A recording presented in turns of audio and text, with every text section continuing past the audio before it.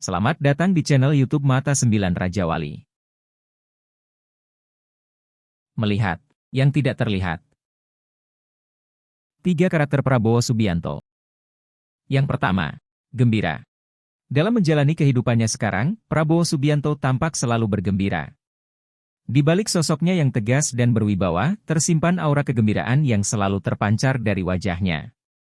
Ini terbukti ketika Prabowo Subianto mencalonkan diri sebagai Presiden Republik Indonesia yang ke-8, berpasangan dengan Gibran Raka Buming Raka pada Pilpres 2024, di mana ia selalu berhadapan dengan situasi politik yang keras dan senantiasa memanas, terutama yang datang dari para lawan politiknya yang selalu mengkritik, mengejek, menjelek-jelekan bahkan memfitnah Prabowo.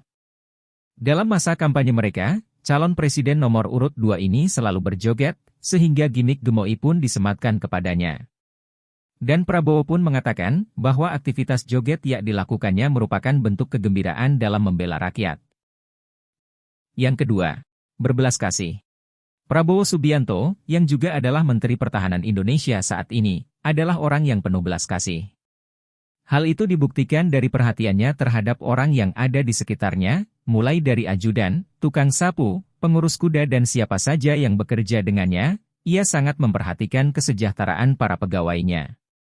Bahkan para tetangga di Hambalang pun kerap diberinya susu dan telur sebagai asupan protein. Bahkan ada hal yang luar biasa yang telah dilakukan Prabowo, di mana ia berhasil membebaskan seorang TKW asal NTT, Wilfrieda Soik, yang diancam hukuman mati oleh pemerintah Malaysia. Mantan Danjen Kopassus ini dikenal aktif memperjuangkan nasib Wilfrieda atas kasus pembunuhan majikannya. Prabowo bercerita, pertama kali ia mendengar kasus Wilfrieda dari kader Gerindra NTT pada awal September 2013. Dia lalu bergerak cepat dengan terbang langsung ke Malaysia, menemui TKI asal Belu NTT itu di penjara Kota Baru Kelantan, Malaysia, pada 13 November 2012 yang lalu. Bahkan, ia menyewa sendiri pengacara kelas Wahid Malaysia, Tan Sri Syafee, untuk mendampingi Wilfrieda, sehingga lolos dari hukuman mati. Prabowo menegaskan bahwa hal ini ia lakukan tulus dari dalam hati, bukan untuk mencari muka. Penyelamatan Wilfrieda adalah jalan Tuhan, tegas Prabowo saat menjawab tudingan pencitraan di balik upaya penyelamatan Wilfrieda itu. Tidak hanya pada sesama manusia, Prabowo juga dikenal sebagai sosok penyayang binatang. Ketua Umum Partai Gerindra ini suka merawat kucing yang sudah dibuang dan terlantar. Bahkan ada fakta yang diceritakan oleh adiknya Hashim Joyo Hadikusumo, yang mengungkapkan bagaimana Prabowo marah saat anak buahnya Edi Prabowo dengan sengaja mengusik habitat semut dan ular di Hambalang. Ketiga, pejuang. Jiwa pejuang dan kesatria dari seorang Prabowo Subianto telah menorehkan sejarah penting bagi bangsa Indonesia. Ia tidak saja berjuang secara fisik dalam dunia militer, tapi ia juga berjuang dalam berbagai aspek untuk memajukan bangsa Indonesia, baik di dalam maupun di luar negeri, sehingga Indonesia semakin disegani oleh negara-negara lain. Dalam dunia militer, ia pernah menjadi tokoh penting di Kopassus. Pada tahun 1996 hingga 1998, ia menjabat sebagai Pangkostrat, meskipun jabatan ini tidak berlangsung lama karena kondisi politik pada saat itu. Pada tahun 1996, Prabowo memimpin operasi penyelamatan 20 sandera, termasuk 8 WNA, dari kelompok separatis OPM di Mapenduma, Papua.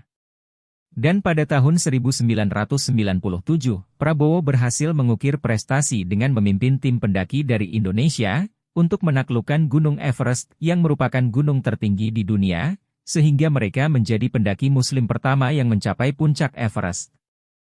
Sebagai Menteri Pertahanan Indonesia dalam Kabinet Indonesia Maju, Prabowo mencatat prestasi pertama yang signifikan, seperti pembentukan komponen cadangan atau Komcat. Langkah ini semakin mengukuhkan pertahanan nasional Indonesia, melalui peningkatan kesiapsiagaan dan kekuatan cadangan bagi Indonesia. Prabowo Subianto pun memberikan perhatian serius pada pengembangan industri pertahanan dalam negeri. Langkah-langkah yang diambil, termasuk penguatan Pindad atau perindustrian TNI Angkatan Darat dan mewujudkan produksi kendaraan taktis Maung di Bandung, yang secara substansial memperkuat kapasitas pertahanan Indonesia secara mandiri.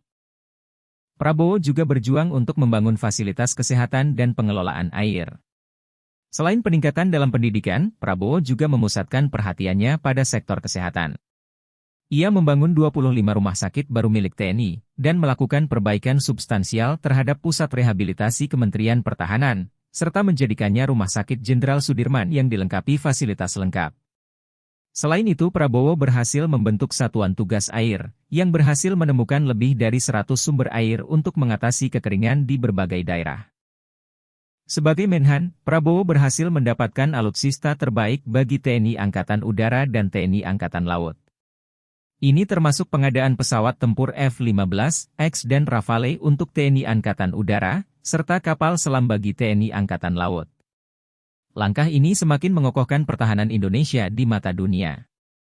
Di samping itu, terjadi juga peningkatan yang signifikan dalam sektor pendidikan, di mana Prabowo berjuang untuk memperbaiki kualitas SMA Taruna Nusantara, serta membangun 6 sekolah baru di beberapa wilayah strategis di Indonesia, yakni Cimahi, Malang, Maros, Tanah Datar, NTT dan di Ibu Kota Nusantara, serta mendirikan 2 politeknik baru, salah satunya adalah Politeknik Universitas Pertahanan, UNHAN, di Atambua, Nusa Tenggara Timur. Selain itu, Prabowo menunjukkan keberhasilannya dalam forum internasional.